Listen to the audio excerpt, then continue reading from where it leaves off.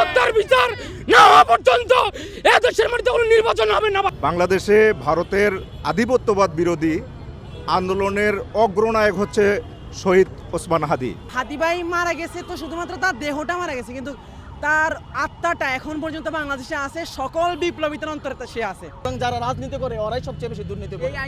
ওসমান হাদি ভাই ছিলেন one man army. তিনি একাই একটা কালচার সেন্টার করছেন, একাই একটা ইনকিলাব মঞ্চ করছেন, একাই রাজনীতিবিদ ছিলেন, শিক্ষক ছিলেন, সব ছিলেন। তিনি একসাথে সব দিক সামলাতেন। সুতরাং তাকে হারানোর পর আমরা আসলে সব হারিয়ে ফেলেছি এক কথা বলতে গেলে।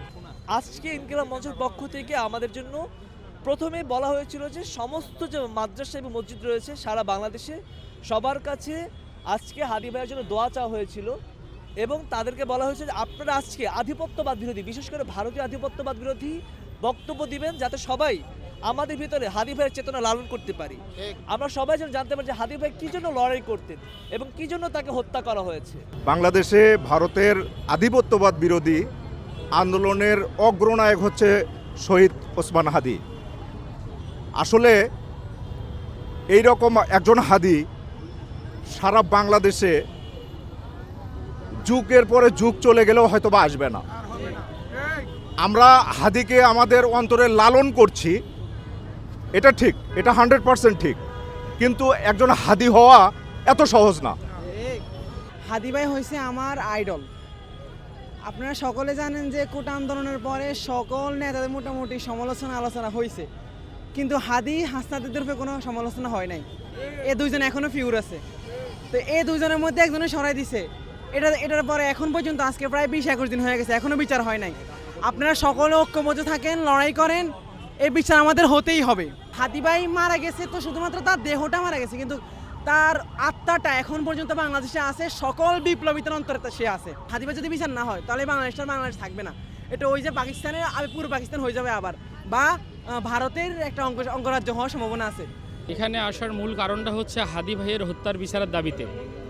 আমার পিঠে হচ্ছে আমার সন্তান, হ্যাঁ, সন্তানকে নিয়ে এই জন্য এসেছি যাতে এই ভারতীয় আধিপত্যবাদের বিরুদ্ধে যে আমাদের শহীদ শরীফ ওসমান হাদি ভাইয়ের যে হত্যার বিচার, এই দাবিতে আমি আমার সন্তানকে নিয়ে এসেছি। এজন্যই যাতে সন্তান বড় হয়ে যাতে বুঝতে পারে যে এই দেশে একজন ভারত বিরোধী এবং দেশকে ভালোবেসে একজন শহীদ হয়েছে। হ্যাঁ, কোনো দল কোনো রাজনীতি কাউকে বুঝি না, আমার একটাই কথা, হাদি যদি দেশপ্রেম নিয়ে যদি মরতে পারে, যে হাদিকে মেরেছে তার ফাঁসি হবে ইনশাল্লাহ, এবং হাদির হত্যার বিচার না হওয়া পর্যন্ত এ দেশের মধ্যে কোনো নির্বাচন হবে না। আমি মনে করি রাজনীতিকটা এখানে বড় কথা না, সেও তো একজন রাজনৈতিক ব্যক্তিত্ব ছিল।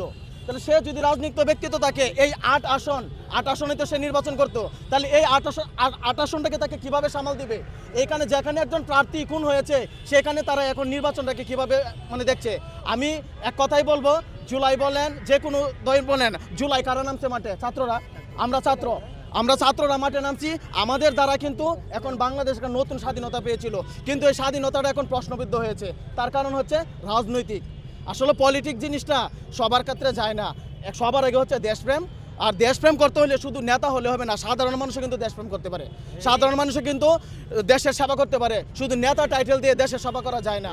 আপনি রাস্তা দিয়ে হেঁটে যাচ্ছেন, একজনকে আপনি শীতের কাপড় দিলেন, এটাও তো একটা দেশপ্রেম। আপনি রাস্তা দিয়ে হেঁটে যাচ্ছেন, একজনকে আপনি অন্ন তুলে দিলেন, এটাও তো দেশপ্রেম। শুধু রাজনীতি করে দেশপ্রেম হয় না, বরং যারা রাজনীতি করে ওরাই সবচেয়ে বেশি দুর্নীতি করে। আমাদের দাবি হচ্ছে, আমরা চাই হাদি হত্যার বিচার হোক, বিচারটা হোক, হ্যাঁ, সুষ্ঠু বিচারের জন্য আমরা যেভাবে চাচ্ছি, হ্যাঁ, সবাই এভাবে চাক। একটাই উদ্দেশ্য, বিচারটা সঠিকভাবে হোক। ইন্টারিম সরকার, বিশেষ করে ডক্টর ইউনূস সাহেবের কাছে আমরা আশা করেছিলাম যে বিচারটা তাড়াতাড়ি হবে।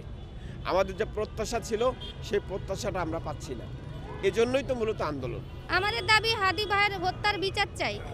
এটা সরকারের ব্যর্থতা, সরকার চাইছে না, তা ভালোভাবে হচ্ছে না বিচারটা। সরকার যদি ভালো করে পদক্ষেপ নেয় ইনশাল্লাহ হতো।